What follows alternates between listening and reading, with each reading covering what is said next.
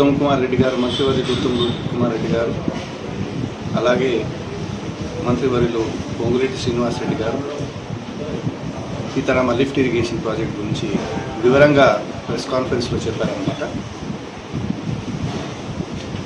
గత ప్రభుత్వం, బీఆర్ఎస్ ప్రభుత్వం మొన్న మాట్లాడుతూ వాళ్ళు ఏం చెప్పారంటే ఈ ప్రాజెక్టు 80% కంప్లీట్ చేశామని చెప్పారన్నమాట. అది పచ్చి అబద్ధం.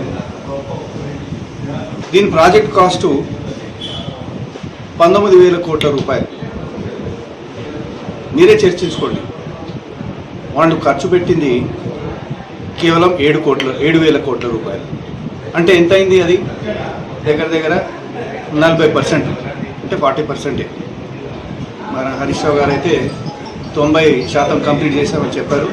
అది పచ్చి అబద్ధం. ఈ కేవలం ఈ 3 నెలల్లోనే కాంగ్రెస్ ప్రభుత్వం 500 కోట్ల రూపాయలు ఆల్రెడీ దీంట్లో ఖర్చు పెట్టారు. ఈ 2 ఏళ్లలోనే మొత్తం ప్రాజెక్టు కంప్లీట్ చేసి నీళ్ళు వచ్చేటట్టు కాంగ్రెస్ ప్రభుత్వం వాగ్దానం చేసింది.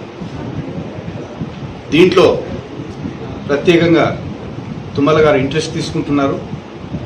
వారిపైన కూడా కామెంట్ చేశారు బీఆర్ఎస్ ప్రభుత్వం. అది వారు చేసింది చాలా తప్పు. మన దగ్గర 3 మంత్రివర్యులు ఉన్నారు. ఖమ్మం జిల్లా కొరకు పూర్తి స్థాయిగా కృషి చేస్తున్నారు. ఈ ప్రాజెక్ట్ని డెఫినెట్గా సక్సెస్ చేసి 2026 వరకు కంప్లీట్ చేద్దామని వాగ్దానం చేశారు. అదే విధంగా కంప్లీట్ చేసి చూపిస్తామని మనవి చేస్తున్నాను మీతో. రైతు రుణమాఫీ కూడా ఇప్పుడు కంప్లీట్ చేస్తున్నాం కదా. ఇవాళ ముఖ్యమంత్రి గారు వస్తున్నారు వైరాకి.